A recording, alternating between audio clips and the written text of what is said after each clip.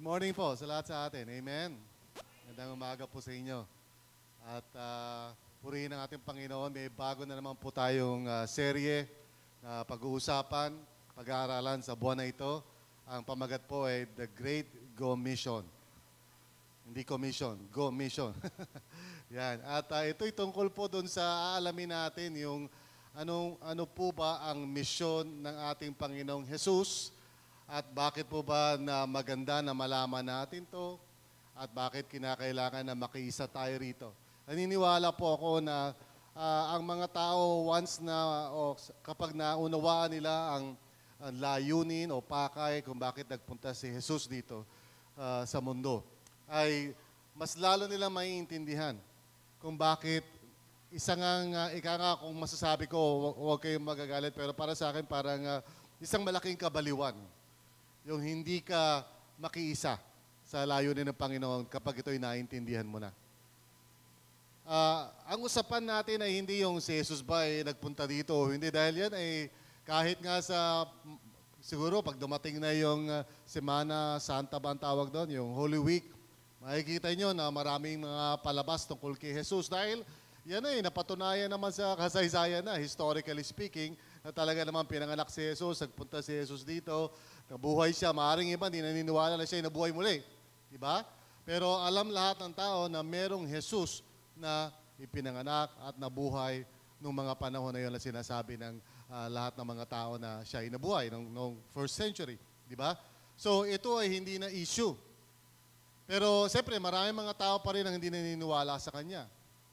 At kung tayo ay makikipagdebate sa mga tao, sabihin natin, bakit di ka naniniwala, etc., siguro marami silang mga dahilan. Diba? Sasabihin nila, paano naman yung mga tao na hindi naman kilala si Jesus? Alam naman sila ipupunta sa impyerno.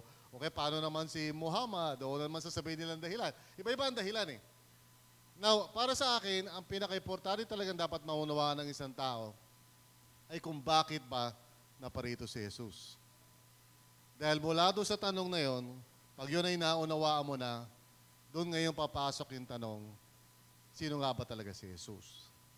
At dapat mo siyang panampalatayaan ba sa iyong buhay? Kaya itong series na ito, mahalaga to. Excited ako dito dahil meron akong 3 pakay dito eh. Okay? Una sa lahat, umaasa ako na sa pamagitan ng serye na ito, kung meron man sa inyo na parang hindi pa ganun kalinaw, yung patungkol sa pagiging isang mananampalataya o bakit pa ako kailangan maging tagasunod ni Kristo. Sana itong serye na to ay magbigay linaw po sa inyo para sa desisyon na yan. Dahil po sa Mayo 1, okay, ano ba yung Mayo 1? Labor Day, hindi po demonstration yan. Mayo 1 po, ay meron po tayong Freedom Day. Kaya tayo nagkakaroon ng serye na ito para maihanda na ang sino man sa inyo na marahil siguro dumadalo ka na ng mga ilang linggo at naiisip-isip mo ba, bakit pa ako kinakailangan maging katulad ng mga taong ito? Bakit pa kinakailangan na ako'y sumunod kay Kristo? Itong serye na to sana magbigay linaw sa inyo. Amen? Yun ang una kong pakay. Pangalawang pakay ko ay umaasa ako na sana doon sa mga tao na tinanggap nyo na ang Panginoon, siguro nanampalataya na kayo sa Kanya, pero dahil siguro sa hirap minsan ng buhay, marami mga pagsubok, suliranin, siguro medyo unti-unti na lamig na kayo o nawala na kayo sa focus. Parang naisip nyo na siguro na may mga mas mahalaga pang bagay. Kaya gusto kong itong series na to ay magbigay daan para mag-alab tayo muli sa misyon ng Panginoon. Gusto kong maintindihan natin to para yung pagiging mananampalataya natin na hindi lang parang kumbaga isang bagay na nangyari nung matagal na panahon na. At parang nakalimutan na natin kung ano bang kahulugan nun sa pang-araw-araw natin. Gusto kong balikan natin yun. Gusto ko magkaroon tayo ng ma-born again tayo. Amen? So itong series na to, kung tutusin, ay napaka-basic, no? Kung tutusin. Pero ganun pa man, mahalaga kasi siguro, ewan ko kung ako lang ito pero di ba minsan pag marami tayong mga inaasikaso sa buhay, minsan siyempre nandun na lahat yung isipan mo di ba? Pag hindi mo napansin, mamaya konti, para katulad ka na rin ng lahat ng mga tao, tuliro, abala. Tapos nakalimutan mo na, teka muna, Kristiyano ako, di ba? Tapos nakalimutan mo na. So gusto kong gawin, pangalawang pakay ko po, ay muli kong sana mapukaw ang inyong damdamin patungkol po sa ating Panginoong Hesus dahil parating na po tayo sa Holy Week. Amen? Dahil pag sinabi natin Holy Week, ano ba nasa isipan ng mga tao? Bakasyon, yun na nga. Bakasyon, nasa isip, Boracay. Ayan, di ba? Pag Holy Week, di ba? So, sana ang mga mananampalataya pag sinabing Holy Week, yan, di ba? Yung patungo doon sa Resurrection Sunday, sana maging bukang bibig natin. Purihin ang Panginoon. Muli naalala ko na naman kung bakit ako naging isang mananampalataya. At yung panghuli kong pakay dito sa serye na ito, gusto ko po sana na maging instrumento itong serye na ito para makapag-share sa ibang tao kung sakaling meron kayong mga gustong sharean. Sa madaling salita, ang gusto kong gawin dito sa serye na ito, i-record ito at ilagay sa DVD. Para sa ganun, kung meron ka sinishare na isang tao, sabi mo sa kanya, meron ka bang time pag-usapan natin itong mga bagay na ito? So ipapalabas mo lang, tapos mag-uusap kayo pagkatapos. Amen? So yun ang aking mga pakay. Kaya sabi ko na sa inyo kung ano mga pag-uusapan natin sa buong buwan. Unang-una, itong linggo na to, pag-uusapan natin bakit nagpunta si Jesus. So ano nga ba talaga ang kanyang misyon? Ba't ba siya naparito? Simpleng tanong lang po yun. Pero once na maintindihan natin, ang gusto kong mangyari, pag naunawaan mo na yan, sabi mo sa sarili mo, teka muna, kung yan ang misyon ng Panginoon, gusto ko sumali dyan. Gusto ko maging bahagi ako ng misyon na yan. Hindi lang para sa sarili kong buhay, kundi para din sa ibang tao. Kung yan ba talaga ang misyon ng Panginoon, kaya uunawain natin kung ang misyon ng Panginoon. Pangalawa, sama ka sa paglalakbay. Ibig sabihin, sama ka dito sa tinatawag natin na misyon ng ating Panginoong Jesucristo, ang pagtatatag ng kanyang kaharian. Sama ka, naanyayahan ka namin. At gusto ko ipaliwanag kung paano ka makakasama. Amen? Sino sa'yo gustong malaman ang plano ng Panginoon para sa buhay mo? Ayan. At sino naman sa inyo, kapag nalaman mo na gusto mo makiisa sa plano ng Diyos sa buhay mo? Ayan. Sino yung ayaw? Wala naman siguro tataas. Siguro iba parang, ako ayoko. Pangatlo, mas madami, mas masaya. Yan ang pag-uusapan natin. Ibig ko sabihin, gusto ko makita ninyo na ang misyon ng ating Panginoong Jesucristo hindi nagtatapos sa inyo. Amen? Siyempre, una, ikaw. Gusto ng Panginoon na ikaw na nandito ka na, nakikinig ka na, di ba? Gusto ng Panginoon na sa iyo maging totoo ang misyon ni Kristo. Pero hindi nagtatapos doon. Gusto ng Panginoon, mas marami, mas masaya. Ibig sabihin, gusto niya na yung mga kamag-anak mo, mga kaibigan mo, mga dabarkads mo, lahat ng mga tao na nakakahalubilo mo, gusto ng Panginoon din na maging katulad mo sila. Baliktad. Gusto ng Panginoon na sila ay maging katulad mo. Baliktad. Na sila ay maging katulad mo. Ibig sabihin, maging mga tagasunod din sila ni Kristo. Gaya mo. Tapos, pang-apat na linggo, sama-sama tayo, pamagat ng ating sermon. Sama-sama tayo.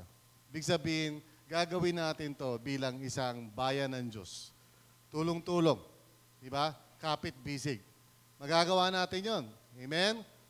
Dahil tayo ay pinagkaisa ng Panginoon, iba-iba ang ating mga kakayanan, iba-iba ang ating mga husay at galing. Di ba? Sabi mo sa katabi mo, ano ba ang husay mo? Sabi mo, mahusay akong kumain. Ano ba ang talento mo? Okay, may talento tayo. At panghuli sa lahat, sigurado ang tagumpay. Ang pamagat ng ating paksa, sigurado ang tagumpay. Kasi yung panghuling linggo na yan po yung Easter Sunday. Okay? At gusto ko makita nyo na yung muling pagkabuhay ng Panginoon. Yan ang kapangyarihan ng ating misyon. Amen? Kaya itong buong buwan na to, excited po ako eh. Amen po ba? Kaya itong mga paksa na to ay siya na rin ngayong magiging paksa ng ating Real Life Bible Study. Kung sino sa inyo narinig nyo na yung Real Life Bible Study nung mga panahon mga dati pa? Okay, nung mga panahon na yon, may mga paksa tayo nakaloob dyan sa pag-aaral na yan. Pero ngayon ay papalitan natin. Simula sa panahon na ito na yung mga paksa ng Real Life Bible Study. Kaya pag kayo ay nakinig maigi, no, sa susunod na na semester natin, kasi by semester tayo sa RLCC, pagpasok ng susunod semester, pwede kayo mag-start ng share group. At kung naintindihan nyo itong mga topics na ito, ay magagamit nyo ito para makapag-share kayo ng gospel. Amen? Wow, parang ako lang excited. Amen ba? Yun, okay. So, gusto ko lang paliwanag sa inyo kung ano-ano yung mga iba't ibang paraan para matulungan natin ang mga tao, matulungan namin kayo sa pag-aaral na ito para kayo ay humantong dun sa desisyon na kung isusuko nyo ba ang buhay nyo sa Panginoon para maging tagusunod niya. Well, una sa lahat, itong mga sermons na to ay libre naman ito. Amen. Di nga, wala kang bayad to. Sabi mo sa akin, walang bayad ito. O talaga naman, libre naman talaga. Baka kasi minsan, naalala ko, may nagtanong sa akin, minsan, Pastor, pag umatin ba ako sa church nyo, meron bang entrance fee? Di wala, libre yan, libre. Okay? So isang unang paraan para makapakinig ka ng Real Life Bible Study ay sa mamagitan ng pagdalo mo ngayon tuwing linggo. Okay? Huwag kang absent. Sabi mo sa katabi mo, huwag kang absent. Paano pag na-absent, Pastor? Meron pa naman tayo iba pang option. Okay? Magkakaroon po tayo ng Sunday School. Ibig sabihin nito, simula next week, alas 8 ng umaga, may maghihintay sa baba, okay? O dyan sa room na yan, kung sino ang gusto parang mag-aral nitong mga lessons na ito na maaaring hindi niya nadaluhan. Maaaring hindi ka nakadalo nito. Okay, ang gagawin mo lang, ipupunta ka ng 1 oras mas maaga. Amen? Sino kayang gumising ng alas 8? Depende sa edad yan. Kasi medyo pag tumatanda na, mga alas 5 gising na yan, di ba? Depende yan, di ba? So, alas 8 ng umaga. Hindi naman ganun ka-earlier, di ba? So, punta ka dito. Let's say, hindi mo na-attenan yung sermon. Meron ka siguro inisikaso ng 1 linggo, di ba ganon? Punta ka rito ng mas maaga. Meron pang pangalawang Sunday School. Kung sakaling hindi mo naabutan yung alas 8, meron pong alas 10. Para naman po yun sa susunod na service. Pero pwede kang umaten kung hindi ka nakaabot ng alas 8. So, alas 8, tapos alas 10. Amen mo ba? Tapos sa mga susunod na panahon po, yung Sunday School na yan, magiging permanente yan kasi magkakaroon na po tayo rito ng mga pag-aaral tungkol sa Bible, tungkol sa kung ano mga bagay na gaganapin natin ng ganong oras. Okay? So, alas 8 saka alas 10. 1 hour lang. Amen mo ba? Yan. Pangatlong option po ay yung share group po. Okay, share group. Sa share group naman po ay ito po ay libre o kaya kung kayo ay kukuha po ng isang DVD ay may konting bayad lang po. Okay? 50 pesos lang. Okay? Hindi pirated po yan. Original po yan. Okay? So, yan po ay kung kayo ay may grupo, hindi kayo available ng Sunday, gusto nyo magkaroon ng pag-uusap tungkol dito ng Miyerkules, Biyernes, ano man. So, pwede nyo gawin. Una, pwedeng libre sa mamagitan ng internet.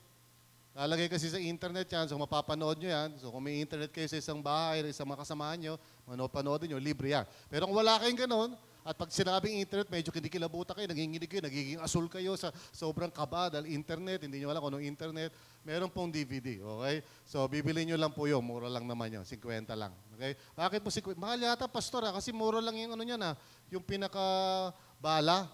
Totoo po yun, kaso yung mag-burn, yung gagawa, abutin siya ng mga 30 minutos ng oras niya para gawin yun. Alam nga naman sabihin natin, thank you pagpapalain ka ni Lord. You know, baka naman walang gumawa. Okay? Kaya bibigay natin sa kanya yung, ika nga kung 20 pesos man yung original, yung 30 ibibigay natin doon sa nag-burn. Amen? Diba the workman deserves his wages eh. Diba? So yung mga kabataan, naglalaki na yung mga mata nila. Parang, ako, ibaburn ko lahat siya. Kahit mga tao, ibaburn ko. Okay. Tapos, pang-susunod na paraan, kung wala kayo doon sa hindi nyo pwedeng gawin yon, pwede rin pong self-study. Ibig sabihin, sarili nyo lang. Okay? Kayong bahala sa oras ninyo, siyempre, sarili nyo yun, di ba? Habang nagluluto kayo, habang naghihiwa kayo ng sibuyas, di ba? Umiiyak-iyak ka ganyan. You know, habang nakikala ng mga tao, talagang daman-daman mo yung lesson, pero totoo no, sibuyas yun. Okay, di ba? Yan, so yan, self-study. Tapos, panghuli sa lahat ay yung tinatawag na seminar o yung Freedom Day mismo sa May 1. So kung di pwede lahat sa iyo yan, kasi talaga super busy ka, para kang si Pinoy, talaga di matagpuan, para kang kumakandidato bilang mayor, hindi ka namin mahanap, meron pa namang isa pang paraan, seminar. Okay? Yun yung gaganapin sa May 1 mismo. Now, meron po tayong fee doon. Okay? Yung 75 po, yun po ay sa pagkain. Sa pagkain po. Alright. Now, dati libre. Pastor, kala ko ba dati libre? Opo. Bayaan nyo po, pag ako'y tumama sa loto, ililibre ko po kayong lahat. Okay? Pero hindi ako pwede tumama kasi hindi ako tumataya. Okay? Pero nahihirapan po ang church natin doon sa pondo na yon. Pagdating doon sa aspekto na yon. So ganito gagawin po natin. Kung hindi mo kaya, pero gusto mong atinan, sabihin mo lang sa amin na hanapan ka namin ng sponsor. Ang daming sponsor dyan, nakaupo. Di ba? Sabi mo sa katayo mong mukha ka bang sponsor? Kaya mo ang sponsor yan. Di ba? Kaya mo yung 75. Para ka lang naman kumain ng ano dyan, sa tabi-tabi dyan. Di ba? Okay. Yung 50 naman ay para sa water baptism. Pastor, ba't di na lang natin ilibre yung baptism? Isa rin ang sagot ko dyan. Pag ako ay tumama sa pader, ililibre ko yung baptism. May bayad yung swimming pool eh. Okay? At nahihirapan po tayo. So kung gusto mo talaga magpa-water baptize, di ba? 50. Pastor, gusto ko magpa-water baptize pero wala akong pera. Sponsor. Walang problema yan. Amen? Yung mga sponsor, nandiyan lang sa tabi mo. Tahimik lang, mga sponsor.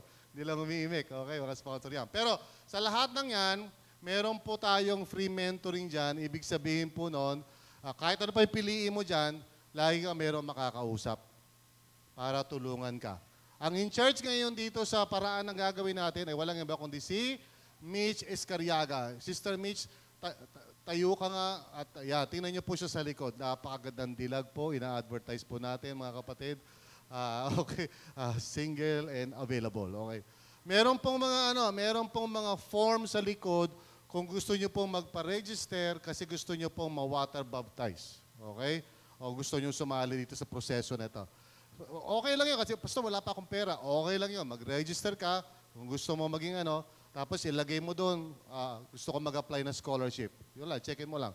Wala kang babayaran. I-register mo lang pangalan mo. Bakit? Kasi yun ang basihan namin sa pagkain at sa water baptism. Amen po ba? Buhay pa ba tayo mga kapatid? Ayan, konting paliwanag lang para sa ganun walang confusion. So, ready na ba tayo sa series na to?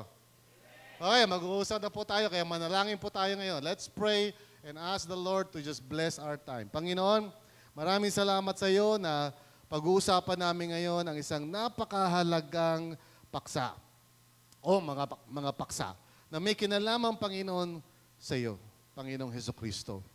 Nais namin na maunawaan kung ano nga po ba talaga ang dahilan at ikaw ay naparito at ano nga bang kinalaman ito sa buhay namin at sa mundong ito, Panginoon, upang sa ganon magkaroon nga kami, Panginoon, ng basihan sa pagdidesisyon. Kami ba ay maniniwala sa iyo, Panginoon, at susunod sa iyo? O mananatili ba kaming nabubuhay ng hiwalay sa iyo mga pakay?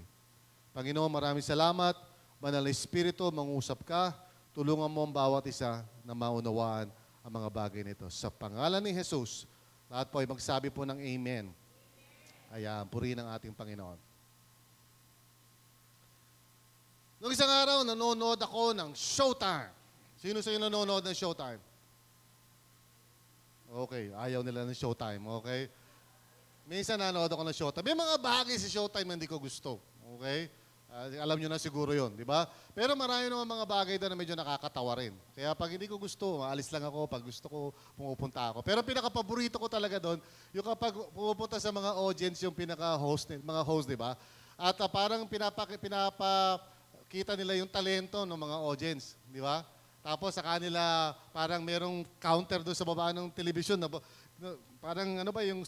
Parang ano ng gasolinahan ba yun? Yung gumagano yung numero. Tapos kung saan titigil, yun ay ibibigay na premyo sa kanya, di ba?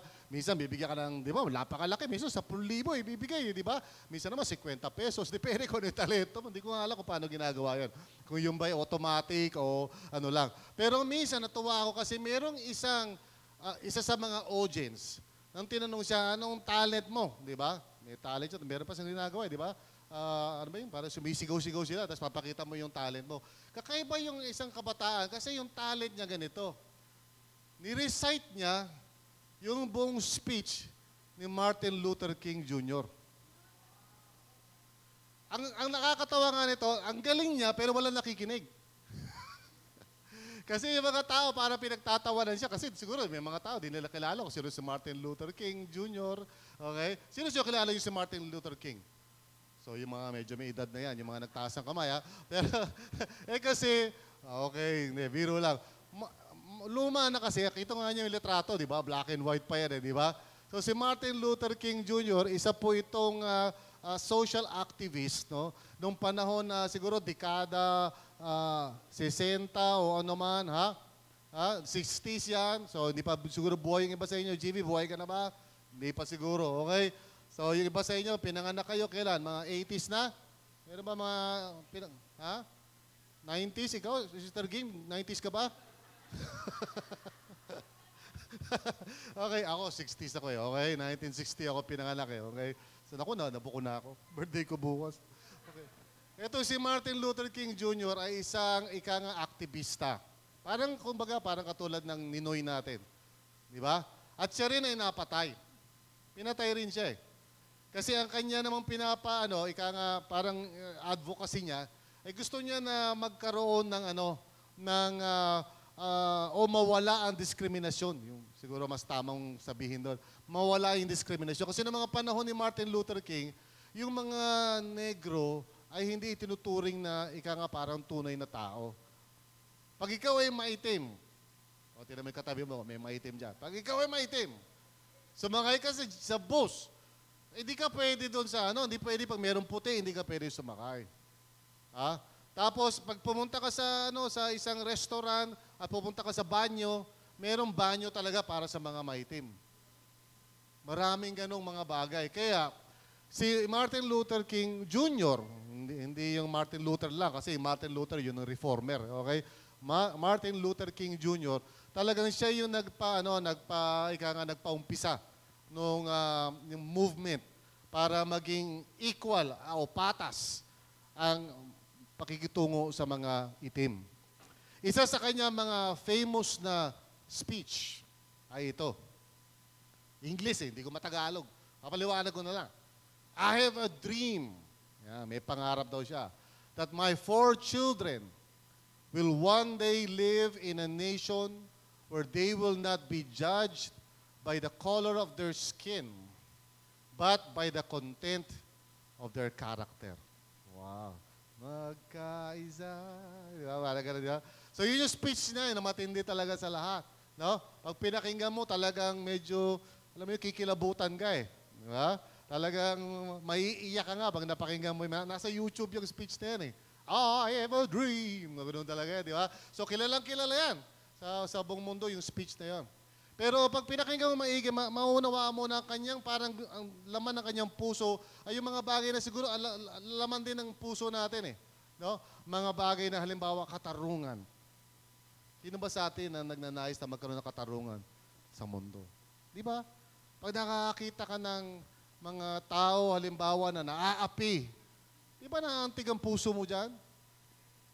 Alam ko, meron mga tao na parang baliwala na sa kanila yung mga bagay. Pero kung ikaw ay sensitibo pang tao, pag nakakita ka ng mga tao na minsan naagrabyado, naaapi, o kaya mga mayayaman na nakakatakas at gumawa ng masama ay parang hindi sila nahuhuli dahil sa kanilang kapangyarihan. Yung mga massacre doon sa Mindanao na kung saan napakaraming taong namatay. Di ba? At yung massacre na nangyari sa Quezon, kailan lang, nawala ng balita kung ano na nangyari. Di ba? Parang natakpan na yata ng mga kung ano pang balita tungkol sa Sabat. Wala lang nakaalala doon sa massacre na yun. Naalala niyo ba yung massacre na yun? Pag pinakinggan mo yun, di ba, naantig ang puso mo. At sinasabi mo sa sarili mo, bakit kaya ganito ang mundong ito? Di ba? Tapos, kung isipin mo, ang gusto talaga ni Martin Luther ay magkaroon ng katuwidan. Yung tama, wasto. Hindi yung mali. Hindi yung gagawa ka ng mga bagay na sasakit ng ibang tao. Hindi yung parang sugapa ka sa kayamanan o pera para sa'yo na lang lahat na pupunta. Kahit sinong tao na sensitibo pa ang puso. Kasi meron naman mga taong hindi na sensitibo ang puso eh. Parang nasa isip nila parang dalawang klase lang ang tao sa mundo. Yung nanloloko saka yung niloloko. Doon na ako sa nanloloko. Maraming taong ganyan eh. Parang tumigas na yung puso. Sa dami ng mga nakikita nilang mali, naisip nila, total, wala na tayong magagawa eh. Sumali na lang tayo. At totoo niyan, yun ang problema ng Pilipinas eh. Kaya yung korupsyon, hindi natin matigil-tigil eh. Alam niyo ba yun? Wala nang pag-asa mga tao eh. Maraming mga Pilipino, sa isip nila, ay, ang Pilipinas talagang korap yan, wala ka na magagawa dyan. Ay, yung mga ganito talagang ayaw. Suko na sila. Kaya isipin nila, kung hindi mo naman kayang baguhin yan, sumali ka na lang, makiisa ka na lang, makisama ka na lang. Kaya napakahirap na problema niyan sa bansa natin. Pero punot ugat niyan, pag-asa. Nawala na ng pag-asa mga tao eh. Kaya nga ang Pilipino, puro palipad na palabas eh. Puro papunta sa ibang bansa eh. Ba't mo sila, ba't ganun ang gusto nilang gawin? Ba't ganun ang pangarap ng mga estudyante pagka-graduate pupunta sa ibang bansa? Eh kasi sabihin nila, dito walang mangyayari sa akin eh. Diba? Diba kawalan ng pag-asa yan? Dito, wala na mangyayari sa buhay ko dito. Diba? Kaya minsan, kahit na may mga tao na mabuti ang puso, halimbawa, mga kawal, mga government official, mga police na gusto gumawa ng tama, pagdating nila doon sa departamento nila, lahat ng tao, mga pa pinuno, mga pa janitor, lahat corrupt. Kaya may konti, sasabihin na ng tao na siguro sa umpisa maganda pa yung puso niya, iniisip niya, gusto kong baguhin ang mundong ito. Pero pagdating mo doon, parang lahat, mapakaliwa, mapakanan, lahat. Diba? Masama ang ugali. Parang isipin mo, wag na nga lang. Pero, pag ikaw ay nahihimasmasan, pag medyo natatahitahimik ka ng konti, andun pa rin yun eh. Diba? Alam mo pa rin, mali ay mali. Tama ay tama. Si Martin Luther, naghahanap ng kapayapaan. Gusto niya na magkaroon sana ng kapayapaan sa mundong ito. Na matigil na yung gera, away, patayan. Sino bang hindi nagnanais ng ganyang mga bagay? Taas ang kamay. Meron ba? Hindi nagnanais yan? Hindi. Sino naman ang nagnanais na magkaroon ng kapayapaan? Lahat naman siguro tayo. Maliban lang kung parang ang bigat magtaas ng kamay para sa iyo. Di ba? Kailangan ng enerhiya para magtaas. Okay? Pero lahat tayo. Ang totoo niyan, kapag nakakita tayo ng mga demonstrasyon, pakinggan natin yung mga hinaing nila. Isa lang na naman yan, di ba? Gusto nila magkaroon ng pagbabago. Gusto nila na maging maganda ang mundong ito. Ang masaklap, hindi nga mangyari yun. Hindi nga nangyayari, di ba? Kaya taon-taon na lang sa paglipas ng panahon, may mga tao na pumupunta sa mga kalye o minsan gumagawa na nga ng sarili nilang paraan. Kumukuha na ng armas, pumupunta sa bundok. Pero pag siniyasat mo kung anong dahilan, isa lang eh. Gusto nilang magkaroon ng magandang mundo na may katarungan, may kapayapaan, may pagkakaisa, may pag-ibig. Saan ang galing lahat yan? Saan nagmumula yung pagnanais na nasa puso ng bawat nilalang? Nilagay yan ng Panginoon dyan. Amen? At bakit nilagay ng Panginoon dyan sa puso ng bawat nilalang? Kahit hindi mo kilala ang Panginoon.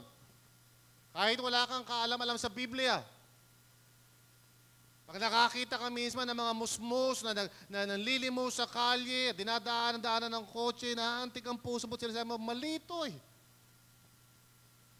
Pag pumunta ka sa Mabini o sa isang red district na ganyan, nakita mo mga babae, binibenta nila ang sarili mo, kahit hindi ka mananampalataya, kahit hindi ka Kristiyano, kahit sa isip mo parang, may mali dito eh. Hindi dapat ganito eh. Amen? Pag nakakita ka ng mga mahihirap, halimbawa na walang sariling tahanan, tapos binubuldoser yung kanilang mga maliliit na bahay kubo dahil nga may-aring mayaman doon na gusto niya nang bawiin yung lupa niya, bagamat may karapatan din siya, pero sa isip mo parang, hindi dapat ganyan eh. Pag may mga taong nagugutom, halos wala silang makain, tapos mapapadaan ka sa isang restaurant na ang daming naiiwang pagkain ng mga mayayaman, kasi busog na sila. Sa iiwan nila ng napakaraming natitira sa plato. Kung may natitira pa sa puso mo, kahit hindi ka mananampalataya, kahit hindi ka Kristiyano, kahit wala ka pa nababasang Biblia, kaya mo sarili mo, mali. Hindi dapat ganun eh. At yun dapat nating maunawaan, nilagay ng Panginoon niya sa puso natin dahil may dahilan yan. Kaya dito sa ating unang-unang pag-aaral dito sa usapin na ito, Ang tanong na gusto kong masagot natin, bakit nga ba, Panginoong Jesus, nagpunta ka? Kasi kung di mo naiintindihan, kung akala mo nagpunta si Jesus dito para magtayo ng relihiyon, di mo naiintindihan. At kung akala mo nagpunta lamang si Jesus dito para ikaw ay iligtas at dalhin sa langit, hindi mo pa rin naiintindihan. Meron siyang nilagay sa puso natin na pagnanasa na magkaroon ng ganap na pagbabago. At ang dahilan nun ay sapagkat siya lang ang tutugon yan. Hindi kayang gawin ng kahit sinong tao. Alam nyo, minsan pag pinapakinggan ko yung mga politiko, dami silang pangako. Masin nyo ba yun? Pag nakinig ka ng isang politiko, mangangako yan, sabihin niya, pag ako nahalal, ganito gagawin natin, ganyan-ganyan. At kapag siya'y nahalal na, wala na. Kalimutan na yan, di ba? Pag malapit na yung eleksyon, kita mo, dami nang gumagawa sa mga kalye, sinisimento na, di ba? Alam mo, eleksyon na eh. Sinisimento na eh. Pero buong taon, nako, sira lahat ng kotse. Sa lamin ng butas. Pero mga ilang buwan, bago magkaroon ng eleksyon, plastado na lahat yan. Ngayon, pag sila ay nahalal na ngayon, uulan na naman. Butas na naman yan. Kailan ulit magagawa yan? Maghintay ka ng susunod na eleksyon. Maraming mga tao ngayon pumupunta sa mga squatter area, mga politiko, magmumudmud ng pera. Bakit? Eleksyon eh. Hindi dahil gusto nilang tumulong. At yung mga mahihirap naman, sa isip nila, gano'n ha? O sige, bigay mo sa akin yung pera mo. Wala kayong pakialam sa prinsipyo. Wala kayong pakialam kung yung boto ko ay binibili mo. Sige, 500 lang yan. Boboto kita. Bigyan mo ako 500.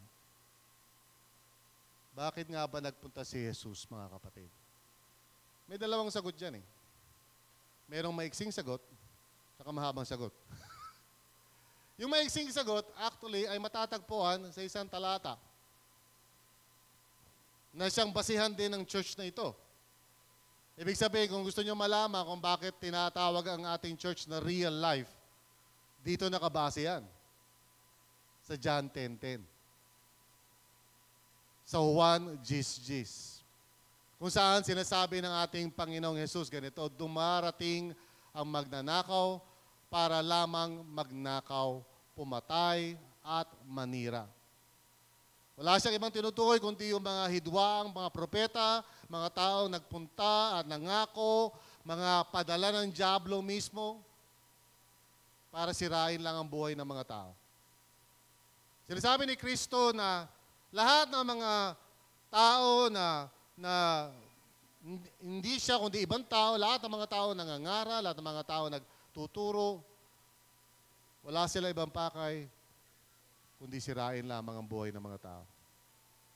Naparito ako, sabi ni Kristo, upang ang mga tupa ay magkaroon ng buhay, ng isang buhay na masagana at ganap.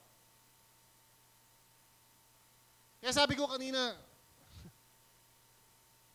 parang mahirap isipin kung isang tao na tatanggi kay Kristo sa buhay niya at sasabihin niya, ayoko maging katulad ninyo mga born again. Lumalabas lamang na hindi mo naiintindihan kasi nagtatampo ka sa bigas eh. Si Kristo ay naparito para bigyan ka ng isang buhay. Yung tunay talaga na buhay. Yung buhay na masagana at ganap. Hindi yung buhay na humihinga ka lamang. Kasi kahit na humihinga ka, pwedeng para ka pa rin patay eh. Di ba? Pero pag sinabi sa ni Kristo na naparito ako para bigyan ka ng buhay, buhay na masagana at ganap, huwag kayo magagalit, pero para sa isip ko para tanggihan mo yan, para ka sira ulo niyan. Kumbaga kung sakali naging kaibigan mo si Manny Pacquiao, di ba? Alam niyo naman si Manny Pacquiao, di ba? Daming pera niyan eh.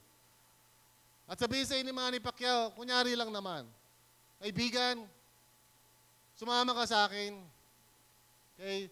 Sumunod ka lang, pag medyo pinapagpawis-pawisan ako, punas-punasan mo lang, yun lang naman hihingi ko sa'yo. Okay? Tapos pamisa-misa siguro baka pakuhanin kita ng tubig. Simple lang. Anong kapalit, Manny? Ako nang bahala lahat sa'yo. Ako nang bahala sa Hindi lang sa iyo, pati sa pamilya mo, lahat. At hindi lang yung bibigyan kita ng mga tipong 1,000,000 piso allowance. Buwan-buwan. Now, para sa isang tao na tumanggi, sabi ko, yoko niyan. Hindi ko gusto yan. Ano tawag mo sa taong yan? Sinaulo. Di ba? Dahil binibigyan ka ng isang napakagandang, di ba, offer, ba hindi mo pa tatanggapin yan? Eh, ikaw nga, bigyan ka nga ng 500, pwede mo nang halikan yung paa eh. 500 pa lang yun eh. Paano kung 1,000,000 yun? Ngayon, ang binibigay sa iyo ng Panginoong Hesukristo, kung nauunawaan mo lang ito, sabi niya, kung ikaw ay maniniwala sa akin at susunod sa akin, bibigyan kita ng buhay na masagana at ganap. Kaya alam niyo mga kapatid, sabihin ko sa inyo totoo, kapag ang isang tao ay niya maging isang Kristiyano, o kaya lumalayo siya sa Panginoon, isa lang nasa isip ko eh, hindi niya alam. Hindi naman naparito si Jesus para parusahan ka. Hindi na parito si Jesus sa mundong ito para mga tao bigyan ng sakaterbang mga batas na kailangan sundin nila, kung hindi magagalit siya, hagisan niya ng kidlat. Naparito si Jesus para bigyan tayo ng buhay. Yung tunay talaga na buhay. Amen? So para tanggihan mo yan, sabihin mo, alam mo, hindi ko gusto yan eh. Kayo mga born again, bahala kayo sa buhay niyo. Basta ako, mabubuhay ako ng gusto ko. Isa lang masasabi ko sa iyo, talaga? Talaga, ayaw mo niyan? Kaya ako, isa ito sa mga bagay na parang tumimo sa puso ko, no? Ilang taon na lumilipas, 1982. Nung malaman ko ito, na yung palang gusto ng Panginoon para sa akin. Sabi ko sa sarili ko, anong ginagawa ko? Bakit ako nasa labas ng kalooban ng Diyos? Kung ito pala ang pakay ng Panginoon, bakit ako nagsusumikap sa mundong ito na gawin ko maayos ang buhay ko, eh hindi naman ako nagtatagumpay? May sabi ko sa sarili ko, para ako nawiwindang niya. Doon na ako sa Panginoon kasi ang gusto niya para sa akin ay isang tunay na buhay. Buhay na masagana. So yun yung maiksi. Pero ano nga ba talagang pakay ng Panginoon? Gusto ko basahin lang natin itong pahayag. 21. Talata 1 hanggang 5. Maiksi lang. Sabi nga nito, si Juan nagsasalita. Pagkatapos nito, sabi niya, binigyan kasi siya ng pangitangin. Pagkatapos ito, nakita ko ang isang bagong langit at isang bagong daigdig. Wala na ang dating langit at daigdig. Wala na rin ang dagat. Yung isipin nyo, bakit nawala yung dagat? Kasi nung araw, ang dagat ay simbolo ng kamatayan. Pag sinabing dagat, eh, pag napunta ka dyan, eh, parang ikaw baga wala kang kalaban-laban. Di ba? Nakasakay na ba kayo ng barko? No? Ako, alam nyo, hindi ako masyadong matatakotin. Pero nung minsan, sumakay ako ng barko patungo sa Dumaguete. At bigla kami binagyo sa kalagitnaan. Nakakahiyaman sabihin to na wala ang pagkalalaki ko. Ay nakakatakot Diba? Lalo na yung mga alon na yung umaabot na doon sa malapit na doon sa pinaka ng barko, yung pwede mo lang hawakan yung tubig na gano'n, para umaabot na sa gano'n. Sabi nga ng misis ko, matapang eh. Kasi sabi ko sa misis ko, si PG, sabi ko, love, pupunta lang ako sandali sa Medec. Hindi ako nagpapalata, nahihilo ko eh. Punta lang ako sa deck kasi magko-computer lang ako doon. Eh, matagal-tagal na, hindi pa ako bumabalik sa kwarto. So nag-alala siya sa akin, nahanap ako. Nung tagpuan niya ako, puti na ako mga kapatid. Puti na. Sa takot. Kaya naawa sa akin ng misis ko, pinapayan ako para makarecover ako. Kaya sabi ko simula noon, hindi na ako babarko, eroplano na ako. Eroplano, kahit magastos yan, eroplano na. Okay. Pero, so sabi niya, wala na rin dagat. At nakita ko ang banal na lungsod, sabi ng pangitayan na to. Ang bagong Jerusalem na bumababa mula sa langit, buhat sa Diyos, gaya ng isang babaeng ikakasal. Nakita na ba kayo isang babaeng ikakasal? Di ba? Napakaganda. Di ba? Pero dito, hinahalin tulad dito, doon sa pagbaba ng Jerusalem. Bakit ba bababa yung Jerusalem? Jerusalem ay simbolo ng ng presensya ng Diyos. Kaya sinasabi sa atin dito na sa pagdating ng huling araw, mayroong mangyayaring isang napakagandang bagay, magkakaroon ng pagbabagong lahat ng bagay, bagong langit, bagong lupa, at mismo yung presensya ng Diyos ay bababa. Alam niyo mga tao ganito, di ba? Pag tinanong mo, ano ang pinaniniwalaan mo? Naniniwala ko na balang araw pupunta ako sa langit. At minsan narinig ko yung mga tao, Bali, dito sa lupa may pagdurusa, balang araw, sa langit na ako. Hindi alam ng maraming mga tao na hindi yun ang final destination. Ang final destination, hindi yung pupunta ka sa langit. Yung langit pupunta rito. Yun talaga sinasabi sa banal na kasulatan. Na magkakaroon ng isang napakatinding pangyayari. Isipin mo lang ito, na ang Panginoon mismo ay makakapiling natin. Tingnan natin ang sinasabi sa kasulatan. Maganda ang bihis at handa na siya sa pagsalubong sa lalaking kanyang mapapangasawa. Walang iba kundi ang Panginoong Jesucristo. Narinig ko ang isang malakas na tinig mula sa trono. Ibig sabihin, itong Panginoon nagsasalita. Tingnan ninyo, ang tahanan ng Diyos ay nasa, saan? Wala doon sa taas. Nasa piling na ng mga tao. Sabihin ko sa inyo sa napaka-exciting na bagay. Itong mundo natin, magulo ito eh. Magulo. Diba? Mananatiling maraming patayan, kaguluhan, walang katahimikan, walang kapayapaan. Pero nangako ang Panginoon na darating ang araw na itong mundong ating kinagisnan ay mawawala na. At ang ipapalit dito ay isang panibagong mundo kung saan mismo ang Panginoon Diyos ay kapiling ng tao. Kaya yung inilalagay ng Panginoon sa puso ng mga tao na kahit hindi pa sila mananampalataya, nangangarap sila na sana magkaroon ng kapayapaan, sana magkaroon ng katahimikan, nilagay ng Panginoon yan sa puso natin. Amen? Sapagkat siya ang tutugon yan. Ganito ang sabi pa, maninirahan siyang kasama nila at sila'y magiging bayan niya. Makakapiling nilang palagi ang Diyos at siya ang magiging Diyos nila. May pagdududa pa mga kapatid kung sa mangyayari sa kinabukasan? Ibig sabihin ito, na itong mundong ito na masama, na marumi, na maraming kasamaan, may katapusan lahat yan. At ang magiging kapalit niya na isang mundong napakaganda. Binabago niya ang lahat at babaguhin niya ang lahat. Ganito po ang sabi, at papahirin niya ang bawat luha sa kanilang mga mata. Alam niyo, isa sa napakahirap talaga minsan kapag bilang pastor, yung kapag may mga kausap ka mga taong dumadaan sa mga matitinding pagsubok sa buhay. At sa isip-isip mo lang parang, kailan kaya titigil to? Minsan mga tao na parang isipin mo, bait naman, wala namang ginagawang masama, di ba? Pero dumadaan sila sa matitinding pagsubok. Minsan iniisip ang Panginoon, kailan po kaya matatapos ito? Sabi niya, wala ng kamatayan, dalamhati, pagtangis, at paghihirap sapagkat lumipas na ang dating mga bagay. Alam niyo mga kapatid, ang tinutukoy dito ay hindi langit. Ang tinutukoy dito ay isang panibagong daigdig. Kung saan ang Panginoon ay kasama na natin at wala na ang kasalanan, wala na ang kasamaan, wala na ang kalikuan, wala na yung mga bagay na nagdudulot sa mga tao ng pagdurusa. Wala na yan. Sa madaling salita, babalik na tayo sa orihinal na plano ng Diyos sa mundo.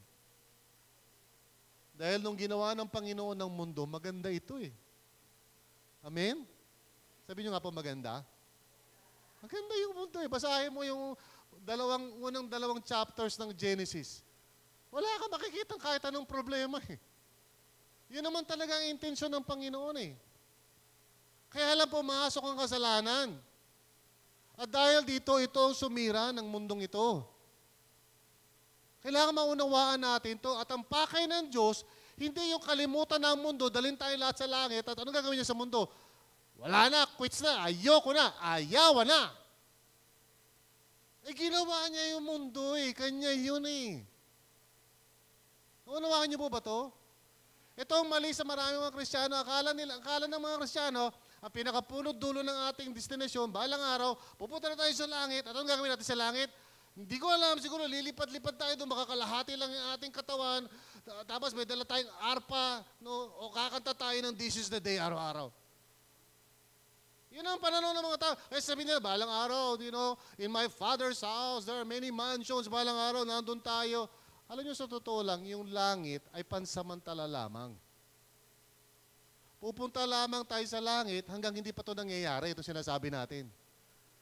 Pag ito ay mangyayari na, bababa ka rin kasama ni Kristo. Galing sa langit. At totoo, no, itong ang dahilan, bakit bibigyan ka ng katawan? Ano yung mga katawan sa langit? Amen. Naisip niyo ba yun? Kung nasa langit ka, ano yung katawan? Wala naman silbi yung katawan doon. Bakit ako bibigyan ng Panginoon ng panibagong katawan? Spiritual body. Kasi meron siyang plano. Yan ay gumawa ng isang panibagong mundo.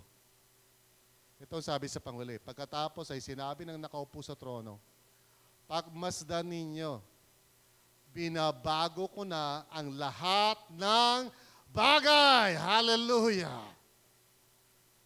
Kung naiintindihan mo ito, para ikaw ay lumayo sa Panginoon, huwag ka magagalit, kaibigan.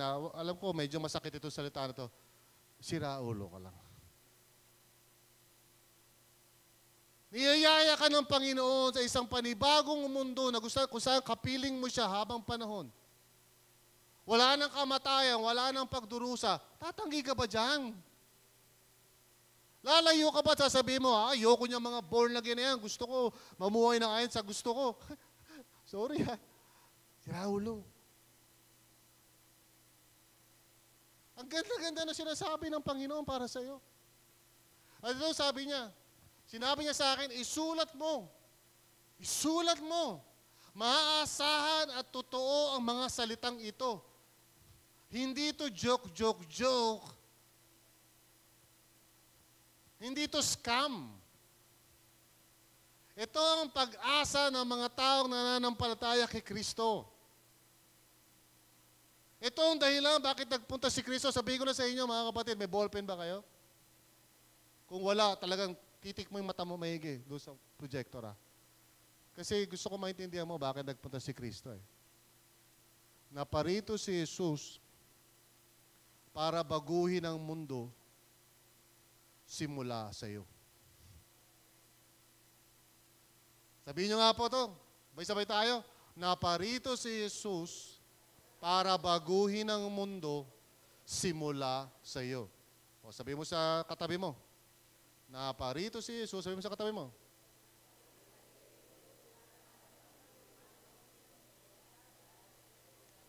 O ngayon, walang dayaan. Sabihin mo ngayon sa katabi mo na hindi ka tumitingin sa notes mo o hindi ka tumitingin sa projector. Dali, mata lang titingnan mo, yung mata lang niya.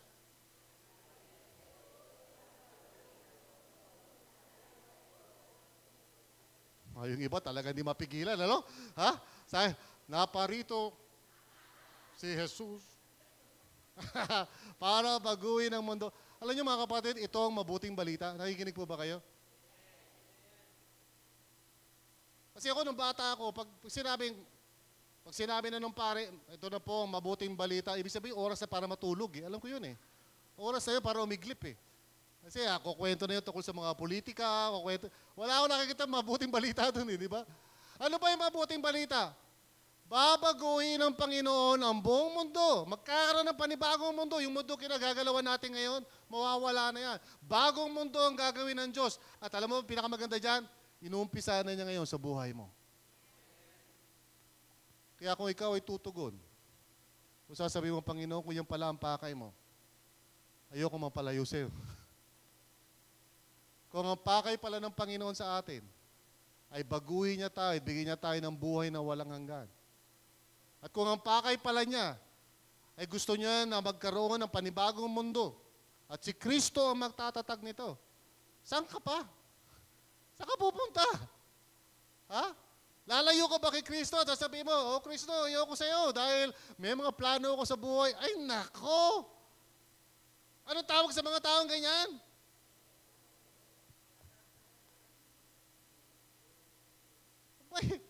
Di mo ba alam, naiintindihan mo ba yung ginagawa mo? Sinasabi ng Panginoon, kapag ikaw ay naniwala sa Kanya at ikaw ay nanampalataya at ikaw ay talagang kilalanin mo siya sa buhay mo, babaguhin niya ang buhay mo, bibigyan ka niya ng tunay na buhay na masagana at ganap at pagkatapos ito, kasama ka ngayon sa panibagong mundong gagawin niya. Saan ka pa? Sabi mo sa katabi mo, saan ka pa? Pero ito talaga yung tanong natin eh. Handa ka na? Kung sakaling dumating ang bagong mundo na itatatag ni Kristo, handa ka ba? Baka hindi ka kasali. Baka isa ka doon sa mga tao na hindi makakapasok doon sa bagong mundo na yun. Yun ang pinaka-importanting tanong sa lahat. Kaya nga pag may kausap ako, sinasabi sa akin, Pastor, ba't kayo mga born again ay hindi kayo naniniwala sa mga santo? O bakit kayo mga born again hindi kayo nananalangin kay Maria? Alam mo, sagot ko doon lagi ganito eh. Alam mo, maganda yung mga tanong mo eh. Pero merong mas magandang tanong eh. Bakit ba nagpunta si Kristo dito? Kaya pag may kausap kang hindi mananampalataya, tanungin mo siya, sa tingin mo, bakit nagpunta si Jesus dito sa mundo? Kasi kung masasagot mo ng tama yan, alin lang sa dalawa yan eh. Sasabihin mo, Panginoong Jesus, kung yan pala ang pakay mo, sama na ako dyan. O sasabihin mo, ayoko niyan. At pag sinabi mo, ayaw mo yan, ano sasabihin ko sa'yo?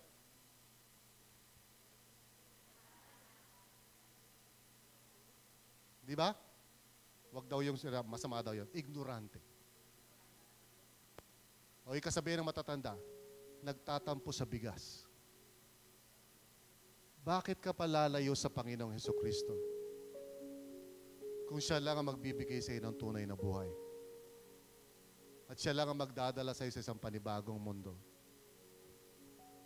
So kapatid, kung nandito ka, dumadalo ka, hindi mo pa kilala ang Panginoon, hinahamon kita. Huwag ka tumulad sa maraming tao na hindi nakakaunawa. Tumugon ka sa Kanya. Amen? At doon naman sa mga Kristiyano, tinanggap nyo na ang Panginoon at ngayon parang naaabala kayo sa mundong ito. Sabi ko sa iyo totoo, kapatid, huwag ka magagalit. Yung kinakaabalahan mo, mawawala yun. At doon sa panibagong mundo na yon, alin lang sa dalawa yan, meron kang gantimpala o wala. At yung ginagawa mo dito sa buhay mo ngayon, yan ang magdedetermine kung meron kang gantimpala sa panibagong mundo na gagawin ng Diyos. At para naman sa atin dito na maayos naman ang ating kalagayan, sabihin ko sa inyo totoo, kailan mo ba isi-share yan? Napakaraming mga tao walang pag-asa sa mundong ito. Pag nakakita ka ng isang tao na parang sabi, lagi siya nagrereklamo, bakit ganito ang gobyerno? Bakit ito? Sabi mo sa kanya, kaibigan, may kukwento ko sa iyo. Yung inaasam-asam mo sa puso mo ay mangyayari sa pamagitan ni Kristo. Yun mismo ang pinangako ng Panginoon. Tandaan nyo yun ha? 1 Gis. At Pahayag 21. 1 hanggang 5. 2 talata lang. Pwede na kayo mag-share ng gospel. Amen? May natutunan po ba kayo sa araw po na ito?